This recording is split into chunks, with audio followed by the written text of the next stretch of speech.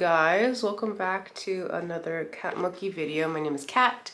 I make creepy, cute, and pretty much all around nerdy cakes and chocolate sculptures. I have my hair in a messy bun because I just can't be bothered today, but I have a fun treat. If you click the video, you already know what it is, but I'm doing a Halloween themed cake for the Halloween season. It's actually for a very specific friend of mine, and it was for a baby shower. So this was maybe a new challenge or a new opportunity to kind of stretch my limits. And so this is going to be on the more cuter side rather than the creepy nerdy side that you guys are all probably used to, but still fitting for the season.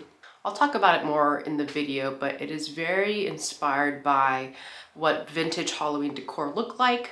There has been a resurgence. If you go Halloween decor shopping, you know what I'm talking about.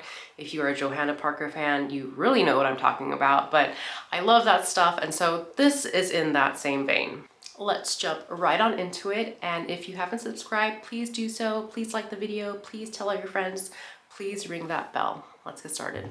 Starting off, we are making batches of modeling chocolate. You can see me make yellow here, but this is actually going to turn into orange. I didn't have enough orange candy melts on hand, so I had to do some color mixing. But yeah, I made a grip of orange modeling chocolate, and that's because I'm going to make a pretty hefty pumpkin. This is probably the biggest cake I've made. The layers are both 9-inch and 10-inch, and I believe I'm going to be making at least 3 layers. So yeah, it's a hefty boy, and the person who asked me to make this cake, her baby shower has about 100 people attending, and so I didn't want to do the 6-inch pans that I usually work with when I do my sculptures. Colors are done, and now we can actually work on the cake. Watch me have a brain fart here while I crack an egg onto a plate instead of the freaking bowl in front of me. Totally okay, the egg was definitely still salvageable. Obviously, for a pumpkin-shaped cake, you'd want the cake sponge to be pumpkin spice. But the store only had spice cake mix. I've used it in my Dune cake and some others that don't come to mind right away. But yeah, it tastes pretty much like pumpkin spice. I don't think anybody would ever know the difference. It has the same like nutmeg, clove, cinnamon, ginger thing going on. So I was okay with using these.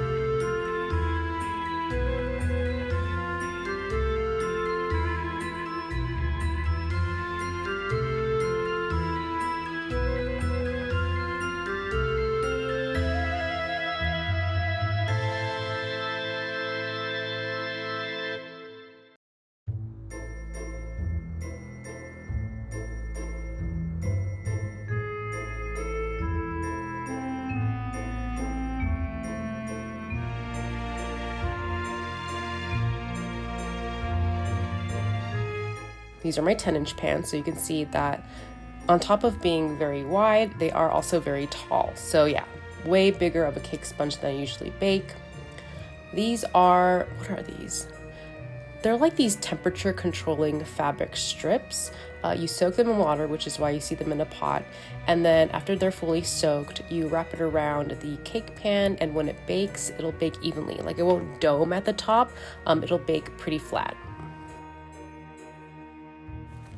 Cakes go in the oven, and we're just jumping right to the next day. I had leveled and frozen the cake sponge so that they're easier to work with. I found out that hack not too long ago. I had actually baked 4 layers, but I only ended up using 3. I had messed up the temperature, and so the cake came out kind of like Swiss cheesy. There was just all these weird holes, and they were really ugly, and I did not want to serve that. So I stuck with 3, which I think was the right decision. I think 4 would have looked more like a watermelon rather than a pumpkin.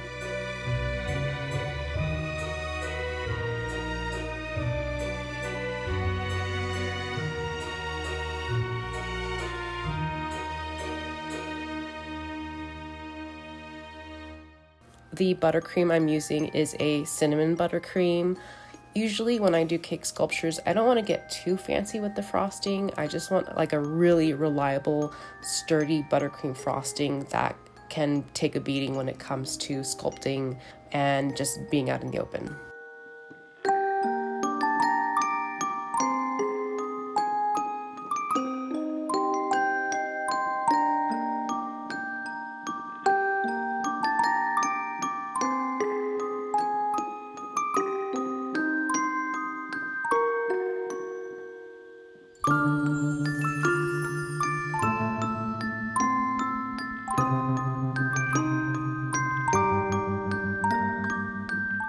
Okay, now that's all crumb coated and I had stuck it in the fridge. Here is the first batch of orange that I made. So you can see I made plenty. I just rolled out sheets that my cutting board could withstand because I didn't want to roll it on my actual table. And so I made 2 separate pieces and kind of welded it all together.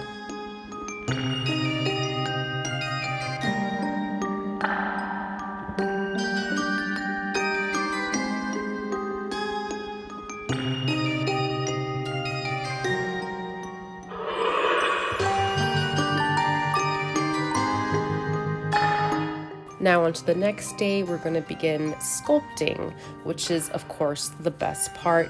I started with etching the ridges that a pumpkin has, and I realized that the sides of the pumpkin are very flat because the sides of the cake are flat. And so I did need to bulk up the sides to be more rounded, if that makes any sense. I hope it does. Also, apologies for the blinding sunlight.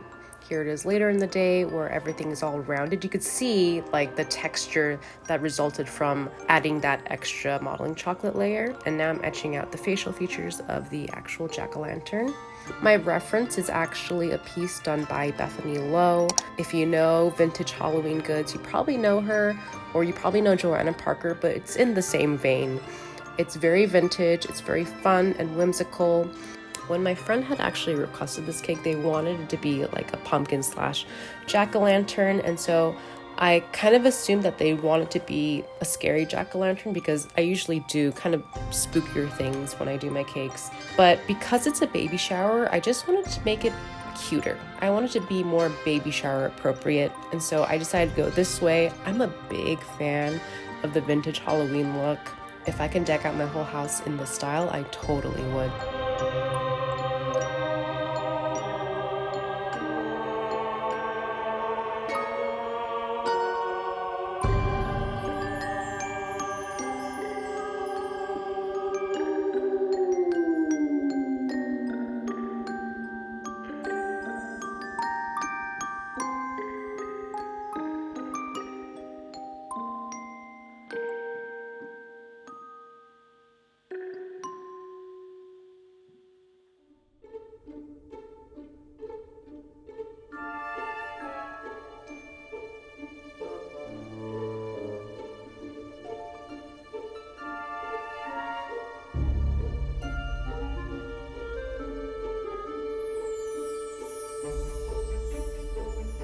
Okay, the face is finally coming together, but I just was not happy with it. The clashing of the orange and red was kind of bothering me, and I wanted to make it, I don't know, just quirkier. So I decided to go with this light green color, and I did end up changing out some of the black details like the eyebrows and the eyelashes to also be that same green. And I was so happy I did that. I was way happier with how it looked and the vibe that it gave.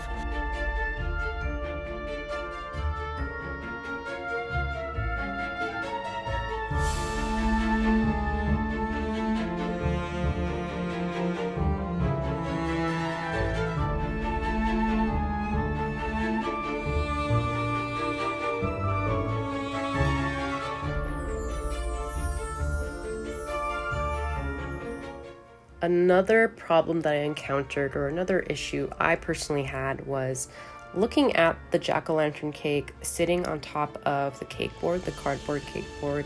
It felt just kind of a little too bare. I didn't really like looking at it. I felt like there's needed to be something a little more dynamic. So I decided to make it a ruffle collar, kind of like what you see on old clowns. I'm also a big clown fan, so of course I immediately went to this style. If you haven't seen my clown cake, I made like this creepy vintage style clown. I'll make sure to link it below. But yeah, I was very happy that I did that.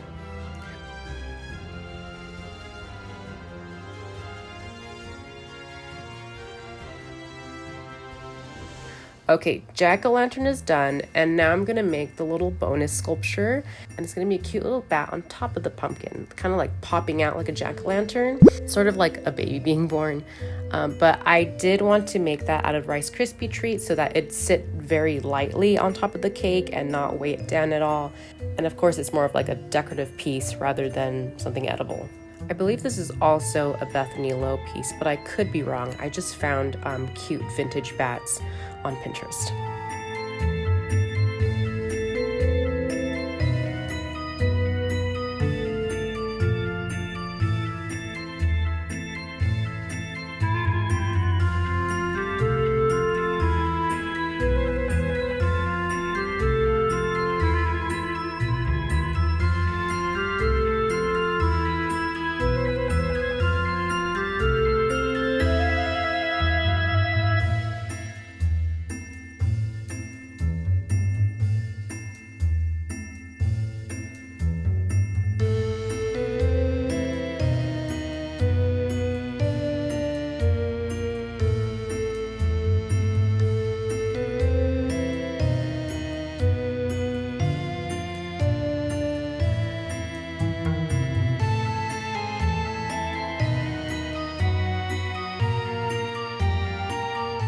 Now I edited it down, but I had a lot of trouble with the eyes. They're kind of like the classic cartoon googly eyes, and that's really not my style, but I really wanted to go for it because that's what looked good on the sculpture I was referencing.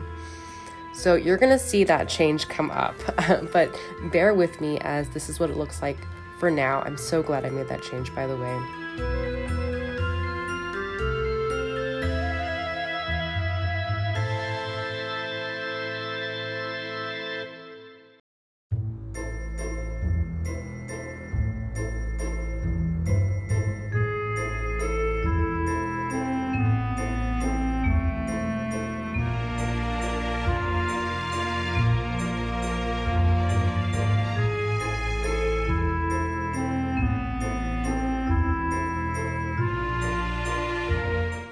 Giving him some interesting texture because I didn't want him to look too plain and too solid. And now I'm changing the eyes. I just did not like looking at them, and so I went with a style that was more my speed, more simpler. It came off cleaner in the end.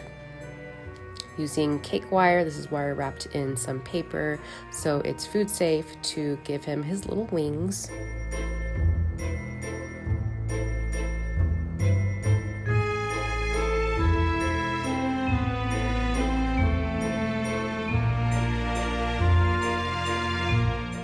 Okay, now we can finally paint. I actually did this cake pretty quickly, and I always try to do it when it's for an actual person who will be eating this because I want to make sure that the cake is as fresh as can be.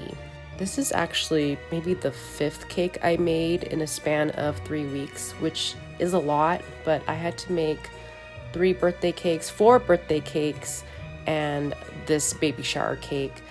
Some of the cakes were for family, and they're just like your standard nice looking cake, and 3 of them were cake sculptures, and so my brain was really frazzled, but I was glad I was ending on this note. I wanted to add a little more details to kind of flesh him out, so I added extra ruffles, and then I did add a dark brown at the top of his head so it looked more hollow. Adding the little bat boy, and here is the final result.